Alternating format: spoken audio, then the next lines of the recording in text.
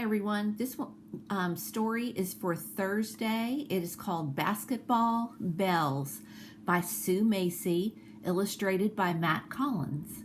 In April 1896, Agnes Morley led her team to victory in the first intercollegiate women's basketball game between Stanford and UC Berkeley. And it says, how two teams and one scrappy player put women's hoops on the map.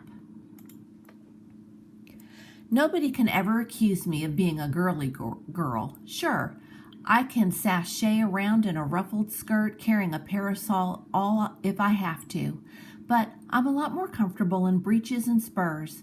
My name is Agnes Morley. I grew up working on my family's ranch in New Mexico.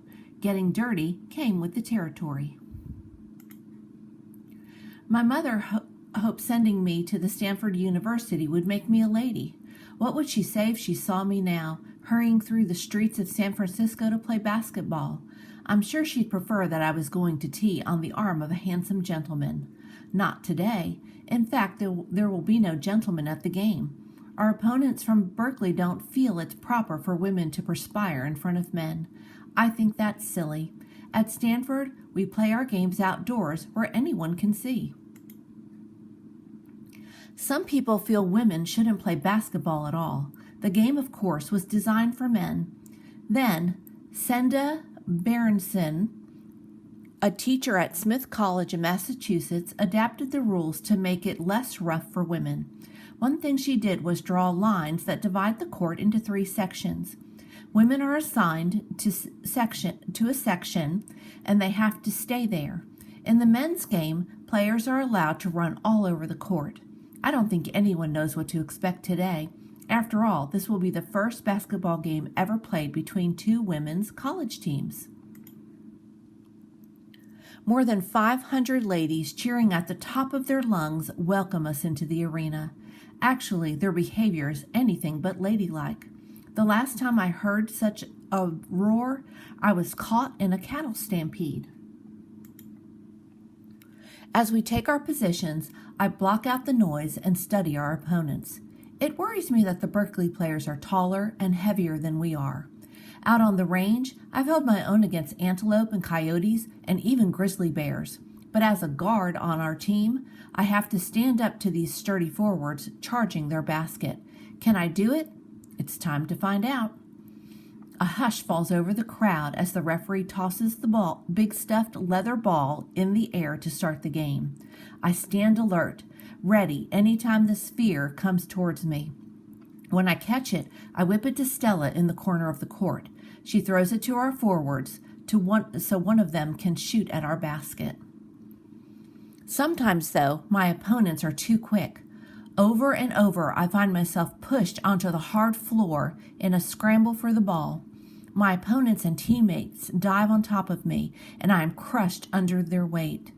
If women's basketball is a tamer version of a men's game, I'd hate to see how men play.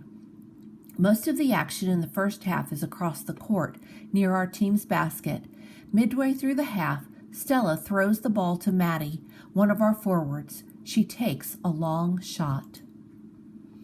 Maddie's ball sails right in. We're ahead, 1-0.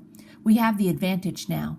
2 swift passes bring the ball into the hands of my teammate, Frances, but her shot misses. Worse, it knocks the basket off kilter. We have no choice but to get the janitor and his assistant to fix it.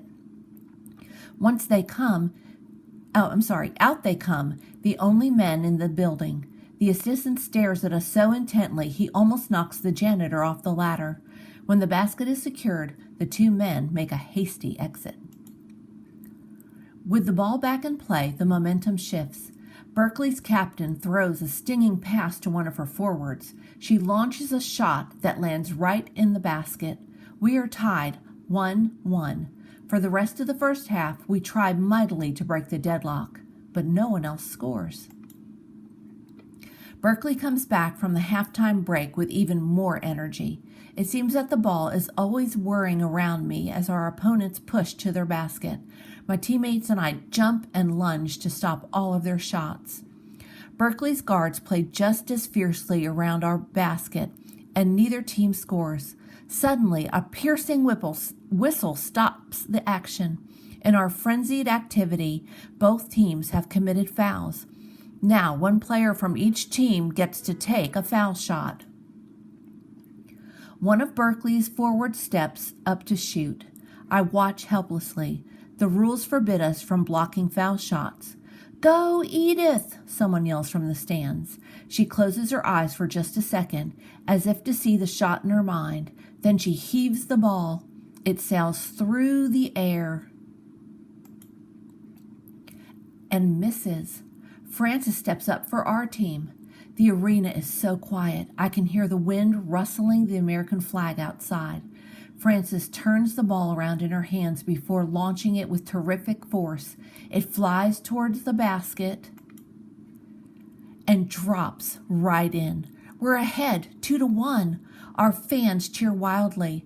The Berkeley faithful shout for their team to pull even. We struggle to keep them off balance, determined that Stanford will win the battle this day. Finally, time runs out. Victory is ours. We laugh and hug one another, beside ourselves with joy. We've even give a cheer for the other team, and they for us. What a sight we all are. Our hair is messy, our bloomers are torn, our faces are streaked with sweat. This might not be what my mother had in mind when she sent me to Stanford to become a lady, but I think that a lady can be tough and strong as well as refined and polite. She can even play basketball. And that is the story of the Basketball Bells.